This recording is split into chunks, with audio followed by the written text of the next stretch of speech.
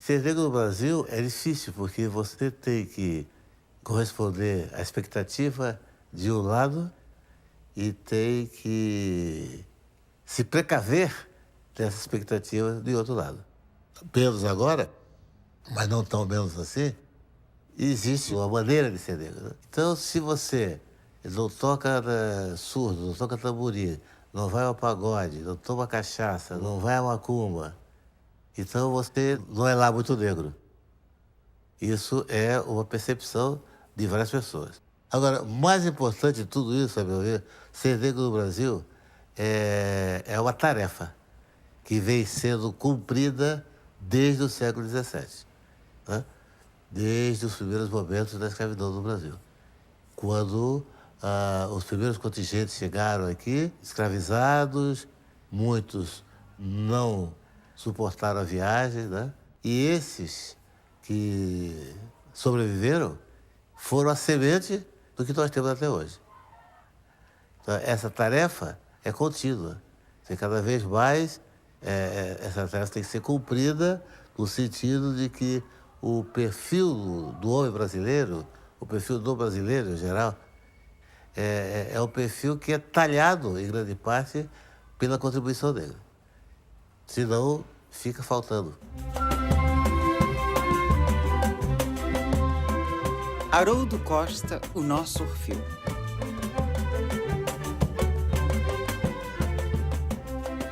Produtor, ator, diretor de cinema, teatro, televisão, radialista, escritor, apresentador, pesquisador do carnaval, da cultura popular e da cultura negra. Haroldo Costa é um dos maiores conhecedores da alma e da vida de nossa gente.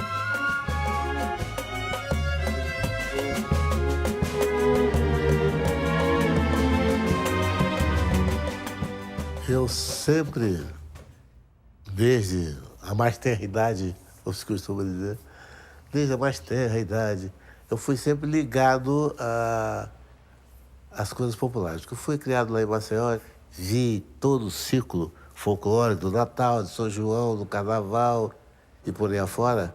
E isso impregnou mesmo, de um senso de admiração e respeito por aquelas festas feitas por gente, povo, gente humilde. Era só a expressão e o prazer de fazer, né? Então, quando você viu um reizado, ou um guerreiro, ou um quilombo, ou uma marujada, ou o que for, então era o prazer de ver. Em 1947, Haroldo Costa estreia no Teatro Experimental do Negro. Quando eu cheguei no Teatro Experimental do Negro, eu tinha 17 ou 18 anos. E meu pai trouxe o panfleto que ele tinha recebido na rua. E era o panfleto do Teatro Experimental do Negro.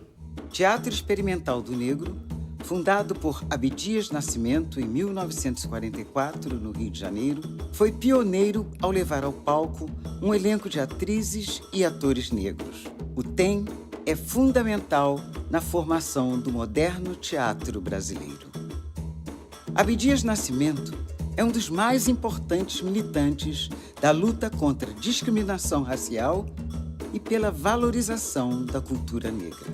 Foi diretor de teatro, ator, dramaturgo, artista plástico, professor universitário, deputado federal e senador da República. Desempenhou inúmeras iniciativas políticas em defesa dos direitos do povo negro. Na rota dos propósitos revolucionários do Teatro Experimental do Negro, vamos encontrar a introdução do herói negro com seu formidável potencial trágico e lírico nos palcos brasileiros e na literatura dramática do país. Abdias Nascimento. Havia um movimento de intelectuais cariocas que comungavam com a mesma ideia do Abdias Nascimento, em que o palco brasileiro estava vazio no sentido de ter personagens negros. E é claro que aí apareceram autores que engajaram no movimento, né? Foi o caso do Joaquim Ribeiro, que escreveu uma peça chamada Ruanda, e do Lúcio Cardoso, que escreveu a peça O Filho Pródigo. Foi essa peça que eu estreiei. Porque naquela época estava em grande ebulição. Você tinha grandes companhias com os maiores nomes da época, alguns subsistem até hoje. Você tinha um público interessadíssimo, tanto que os teatros funcionavam de terça a domingo. E você vê que havia uma potencialidade muito grande de um público que estava ali disponível para assistir os espetáculos. O que o Teatro Experimental do Negro queria era exatamente dar a oportunidade para atores, aspirantes a atores, artistas em geral, negros que encontrassem um lugar para desenvolver a sua arte. Tanto que quando o Albert Camus veio ao Brasil,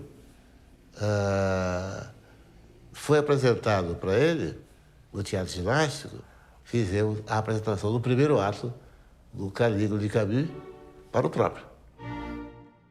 Também foi através de uma cisão com o Teatro Santo Negro que fundamos o Grupo dos Novos, que era o grupo mais chegado à música e tal. A gente achava que aquele repertório era muito bonito, mas também era muito pesado. Então a gente queria uma coisa mais movimentada. Em 1949, Haroldo participa da criação do Grupo dos Novos, que logo se renomeia como Teatro Folclórico Brasileiro. Então havia essa confraria muito grande em torno da ideia do que era o grupo dos Novos, que foi se materializando pouco a pouco e até nós chegarmos ao ponto da estreia. Nós estreamos no Teatro Ginástico. E já estreamos, já não era mais como o Grupo dos Novos, porque acharam que o Grupo dos Novos era muito infantil, não sei o quê. Então, Teatro Folclórico Brasileiro. É, sem dúvida, um teatro que de há muito deveria ser criado, pois nele se estampa a arte natural de todas as nossas regiões e que nós mesmos, brasileiros, ignorávamos. E a gente viajava, porque o termo era viajar mesmo. No fim de semana, a gente ia para Caxias, ia para São Mateus, ia para Anchieta, né? Onde tinha gente que queria conhecer macumba e candomblé. E, inclusive, descobria bailarino, né? Porque como o espetáculo dançava.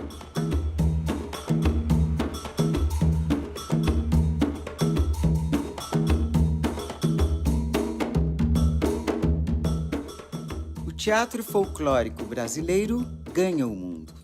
O fato curioso dessa de São Paulo é que nós estávamos no Teatro Odeon, né? No intervalo de uma sessão para outra, nós, eu, pequeno grupo, no botiquim ao lado, tomando café, tomando qualquer coisa. Aí apareceu um cara desse tamanho, assim, baixinho, todo nervoso,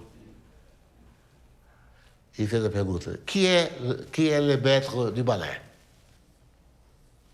Eu me lembro um pouco do francês do Pedro II, expliquei a ele: não tem maître de ballet, nós somos uma companhia folclórica, que fazemos folclore, não tem maître de ballet. Tá? Aí ele disse: mas eu queria falar nós temos um responsável comercial, temos o diretor administrativo. É porque eu sou o delegado do Festival de Londres e estou procurando grupos para levar para Londres. Maravilha. Muito bem. Então, aí eu levei e apresentei ele às Canazes.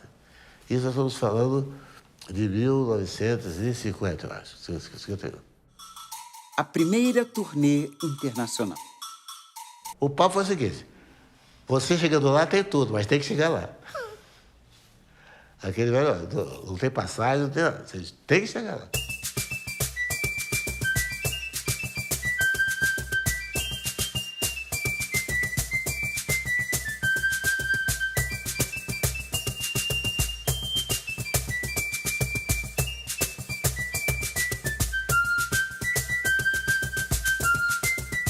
Nunca ninguém fez uma viagem para Londres tão comprida. Isso aqui foi o momento em que nós chegamos à Europa, né? A toa que está escrito: bem-vindos à Europa. Chegamos na Espanha, Barcelona, comendo o pão que o diabo amassou. E aí começou a nossa temporada europeia. Aí a coisa mudou de figura. Mudou de figura e mudou de nome.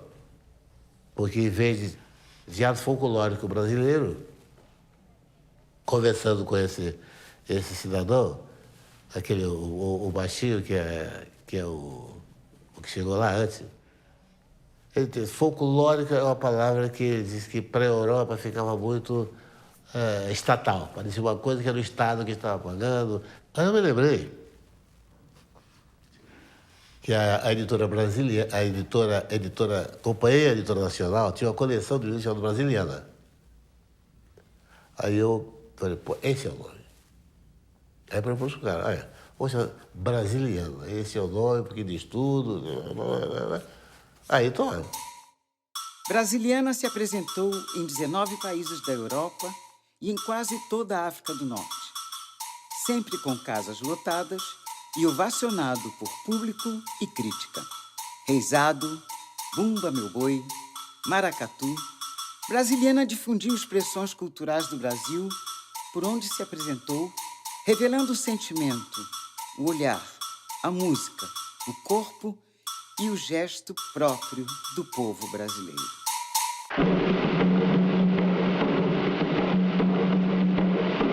Nós fomos convidados por um brasileiro, Antônio Zé Fé, que era assistente do Mauro Boldrini e estava fazendo um filme naquela ocasião.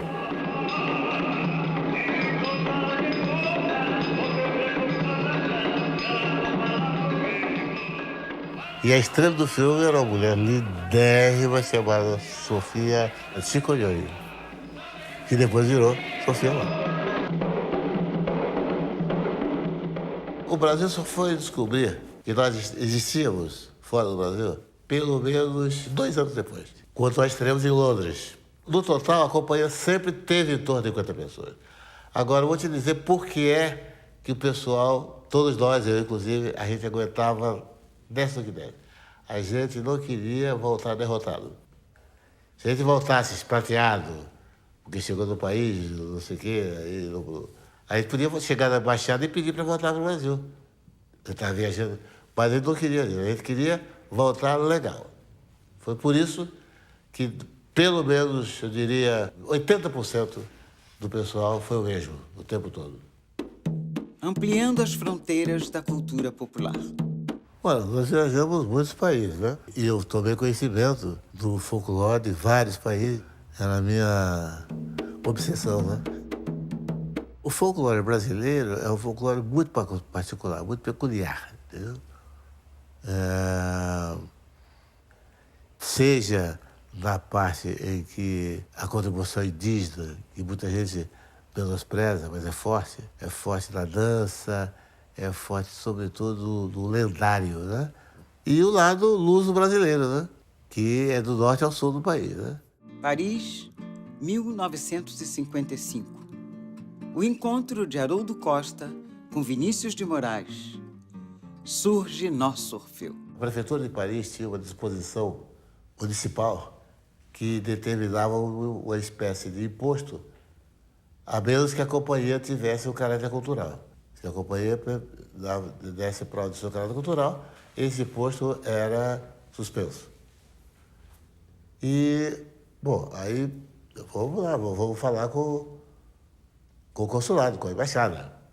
E o adido cultural, que era o cara exatamente que estava mais próximo do assunto, era o Vinícius. E o Vinícius, com aquela simpatia contagiante, né? Ele pegou a bandeira e saiu, né? Conclusão, conseguimos a isenção do imposto. E Vinícius conseguiu 40 amigos porque ele ia todo dia, no espetáculo e tal. Depois de 3 meses, fazendo 1000 estripulias parisienses, nós íamos para a Holanda. O Vinícius nos ofereceu uma feijoada de despedida. E nessa feijoada, em determinado momento, ele me chamou e disse, olha, isso aqui é a minha peça, Orfeu da Conceição, e ganhou um prêmio no 4º Centenário de São Paulo. Aí a feijoada continuou lá e eu comecei a ler o primeiro ato. Ele me deu o primeiro ato só. Bom, aí eu fiquei realmente boquiaberta pela qualidade da peça, por tudo, pelo poema, que era a peça um grande poema, né? A conversa não passou disso, né? Não especulações. Não. Eu dizer, eu quero fazer uma vela, eu gostaria de fazer. Nada disso. O negócio foi para feijoada. Um ano depois, de volta ao Brasil, Vinícius prepara Orfeu. Ele convidou o Léo Juzzi para ser o diretor. O Oscar Niemeyer fez o cenário. O Sclia fez os cartazes. A Dianina também. O Vinícius falou para o Léo, contou a nossa história em comum. Mas eu aliviei o Léo. Falei, Léo, o negócio é o seguinte, não há compromisso nenhum. O Vinícius não prometeu nada, eu não pedi nada. Papel maravilhoso, a peça é incrível. Eu quero me submeter ao teste como qualquer outro. Eu não quero ser uma imposição do autor. Ah, acabou, obrigado, sei que. Enfim. Aí fizeram várias audições, vários testes e tal, eu inclusive. No fim, eles decidiram por mim. A convite de Vinícius, o Teatro Experimental do Negro integra o elenco de Orfeu. Nesse momento, Haroldo Costa reencontra velhos companheiros do tempo. E aí começou, então, a minha história como Orfeu da Conceição. Naquela ocasião, ninguém melhor do que Haroldo para fazer o personagem Orfeu da Conceição, porque no texto mesmo exige, né, que Orfeu seja um homem bonito, né, elegante, né, e tenha uma certa atração, né, tenha um certo carisma, digamos assim. E Haroldo realmente preenchia todos os requisitos, né, exigidos pelo texto de Vinícius, né, na adaptação de Orfeu para os morros cariocas, né. Orfeu com a Chica Xavier, fazendo a morte, e o marido dela, que é Lé. Isso aqui, essa cena aqui, é o final do primeiro ato da peça. Primeiro ato de Orfeu. Ah, minha Eurídice, meu verso, meu silêncio, minha música. Nunca fujas de mim. Sem ti sou nada. Sou coisa sem razão, jogada. Sou pedra rolada. Orfeu menos Eurídice, coisa incompreensível. A existência sem ti é como olhar para um relógio só com o ponteiro dos minutos. Tu és a hora, és o que dá sentido e direção ao tempo, minha amiga mais querida. Qual mãe, qual pai, qual nada, a beleza da vida és tu, amada, milhões amada. E realmente foi um marco, foi o divisor de água da minha vida profissional, porque ninguém faz Orfeu impunemente. Haroldo Costa, ao mesmo tempo que atua em Orfeu, dirige um programa na Rádio MEC. Eu sempre tive mania de rádio. Mesmo antes do teatro, eu sempre tive mania de rádio. Aí, um dia, no bate-papo e tal, o Alain perguntou, você gostaria de fazer um programa de rádio? Eu falei, eu gostaria, claro, gostaria. Então vou falar com o René Cavé, que é o diretor da rádio, e quem sabe tem um horário. Enfim. Aí eu criei um programa chamado Estampas Brasileiras, que tinha como subtítulo A Verdadeira Arte que o Povo Cria e Inspira. O locutor do programa, Paulo Alberto Monteiro de Barros. Mais tarde, o Arthur da Tábua. O primeiro programa que eu fiz foi levando a velha guarda da Mangueira, porque estava mais perto, né, para cantar as coisas, porque não tinha, né, programa de samba no rádio, ainda mais na Rádio MEC. Bom, fizemos, deu certo, e aí eu fiquei uma grande temporada fazendo estampas brasileiras, que eu misturava música chamada música erudita com música popular, fazia programa ao vivo, fazia programa gravado, mas o centro, o objetivo do programa era fazer o que há de melhor na música brasileira. Do rádio para o cinema. Começou aquela conversão para ser o diretor do filme. Bom, diante da pressão e diante da necessidade, mais do que nunca, mais do que nada, eu aceitei. Então eu fui dirigir o filme Pista de Grama.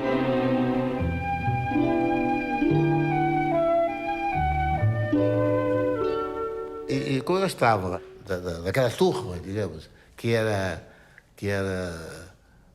resultado do Orfeu, eu comecei a convidar pessoas também que estavam... Aí pedi o Tom para fazer a música, pedi o Esclia para fazer o cartaz, pedi o Napoleão Muniz Freire, que era meu amigo de teatro, para fazer os figurinos. E aí chamamos os atores, Paulo Goulart e aí Eudá Magalhães.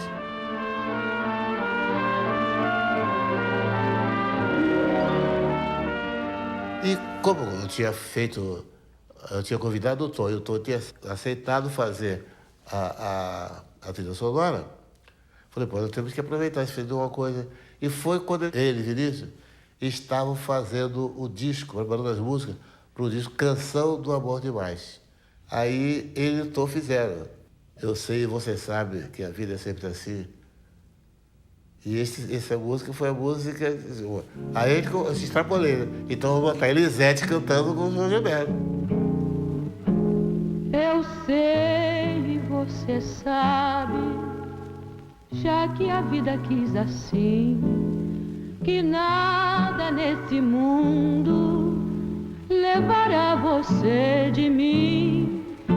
Eu sei, você sabe que a distância não existe e todo grande amor só é bem grande se for triste.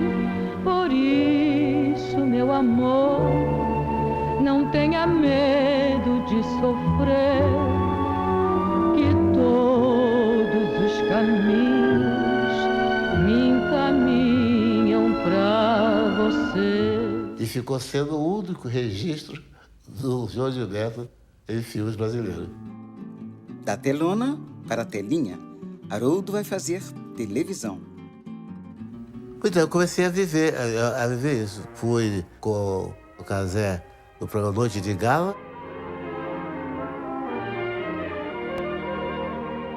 Houve um 13 de maio, não me lembro de que ano exatamente, mas que eu sugeri e foi aprovada a ideia de fazer um programa dedicado à abolição da escravatura. E nesse programa, eu fazia, além de ter feito os contatos, feito a produção, eu era o mestre de cerimônias. E tive o prazer e a honra de levar à televisão o nosso almirante negro, João Cândido. E esse aqui é João Cândido com quadros do Heitor dos Prazeres ao fundo. É exatamente aquele programa que nós fizemos no 13 de maio. Por acaso, Canal 13. Ele foi ao programa e não só isso, ele foi entrevistado pelo Guerreiro Ramos, que foi um grande sociólogo, que eu conheci na época do Teatro Experimental do Negro. Ele era do grupo pensante do Teatro Experimental do Negro, grande sociólogo. Então eu fazia essas funções, entendeu? Eu fazia as funções de criação, de produção e, eventualmente, de ator. Mas fiz outras coisas. Depois eu estive na TV Excelsior, foi o meu outro passo, mas aí sim, mais como produtor e diretor. Depois teve na TV Globo. Quando a Globo estava se formando, eu fui convidado e fui do primeiro grupo, do grupo pioneiro. E na TV Globo eu tive vários experimentos. Eu fui ator em algumas coisas, fui diretor de outras. Dirigi muito tempo o programa da Dercy Gonçalves, dirigi o programa do Chacrinha. Eu fui do júri e depois fui diretor do programa A Buzina do Chacrinha. Então a minha vida na televisão teve esses caminhos e descaminhos. Haroldo Costa, a cultura brasileira é sua matéria-prima. A minha matéria-prima é a música brasileira, é a dança brasileira, enfim, é tudo que se refere ao Brasil. Porque quando o diretor negro dirige alguma coisa, não é que seja uma coisa sectária, ele dirige, vai ser só negro, é só para negro, não é isso. Mas ele traz a contribuição interior, né? Que se transforma no espetáculo que ele está fazendo. Isso é fatal. Se existe um artista multimídia, ele é Haroldo Costa. Atuou em todos os meios de comunicação existentes na época. Como nos versos do poeta espanhol Antônio Machado, para Haroldo Costa não há caminho, se faz caminho ao andar. Viajou, encantou e arrebatou a todos com a cultura brasileira. Haroldo Costa firmou-se entre os melhores, fazendo parte desse grupo seleto dos grandes artistas do mundo inteiro. Se a memória existe, é para nos lembrar que no Brasil produzimos homens e mulheres na qualidade de Haroldo Costa para termos orgulho de nós mesmos. Silvio Tendler.